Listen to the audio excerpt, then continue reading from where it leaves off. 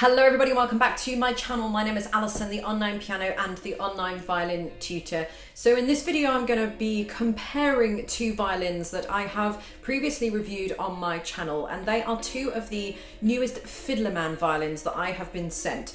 The two violins I'm going to be reviewing are these two. So this is the Holstein traditional Cannone violin, and this is the Holstein workshop Cannone violin.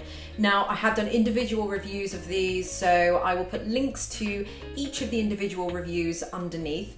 But I just wanted to do a comparison video for you, just so that I could maybe just talk you through a few of the differences. If you were thinking about purchasing a new violin and treating yourself and spending a little bit more money and stepping into that kind of semi-professional arena, then I just wanted to give you the differences between the two violins, because there's quite a bit of difference in money between the two. So this one is the traditional, and this is $1,400. This one is the workshop, and this is $2,100. So there's like a $700 difference. And I wanted to kind of talk to you about whether I think there is a $700 difference in there and what I think the differences are. So I'm going to do a back-to-back performance comparison so that you can hear the two together, because I think kind of music speaks louder than words, really, doesn't it? I think you basically need to hear them, otherwise you're just taking my word for everything. But I mean, you know, if I just quickly run through a few things, looks-wise, I think they're both pretty much the same. I would say that the traditional, the traditional has a one-piece back. I don't know if that's coming out on camera or not. I have mentioned all this in the individual reviews of these. And for the workshop, you've got a two-piece back. As I've always said, I really don't think there's any difference, and I don't think it makes up any difference between the tone.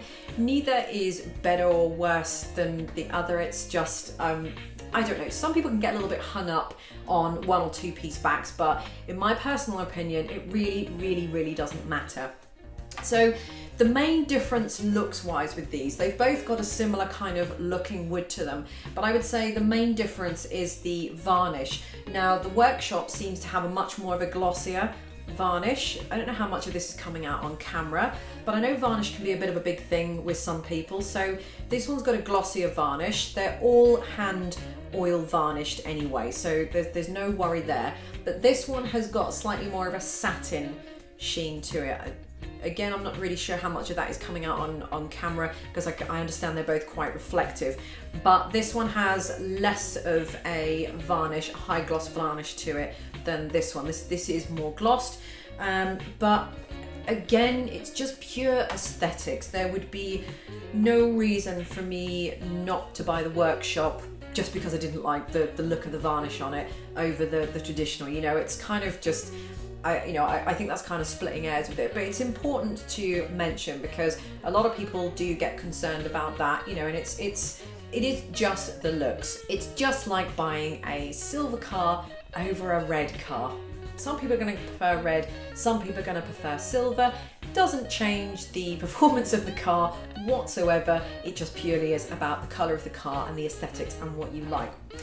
So the setup is the same, the bridges are the same, everything is the same. The traditional has got ebony tailpiece, chin piece, or chin rest, sorry, and pegs, and the workshop does have boxwood, but the traditional does come with the option of having boxwood or ebony. So here you can actually see the two differences side by side, in fact. Again, it's going to make not a blind bit of difference in terms of the tone or anything like that. It's purely down to aesthetics. Personally, I always prefer ebony accessories. I think the boxwood looks really nice. There's something about it I don't like. And that's no offense to the actual violin at all. It's got nothing to do with that. I just prefer the look of the ebony, but again, it's just silver car, red car kind of situation. So in terms of playability, this is just where you'd have to take my word for it. They are both very nice to play. I mean, you absolutely cannot compare them to a student violin, or even kind of a really good student violin by any stretch of the imagination. These are in a completely different league on their own. They're going into kind of semi-professional and professional level now, especially talking at this kind of money, so you're expecting a lot more bang for your buck. So in terms of that, they are both very nice, they're very good, and they both play beautifully. However, having played these now a little bit when I've been filming the individual reviews and the demonstrations for these, you can definitely see, you can definitely feel that the workshop is a lot smoother to play. It's a lot easier to play. It's kind of very difficult to articulate into words because I know how it plays, having played on lots of different violins, and this one plays very well. Don't get me wrong, that goes without saying. This one does play a lot better, and when you hear the two side by side, I think you will find that the workshop has a bit more to it. I guess the bottom line is that I do think this is worth more than this one, and even without even just blind testing them, without even knowing, just by looking and feeling, I can tell that this is better. The traditional, the workshop is better than the traditional. Again, that's no disrespect to the traditional, it is what it is, but if we're comparing the two, I would say this is worth more money, and considerably more money than this one.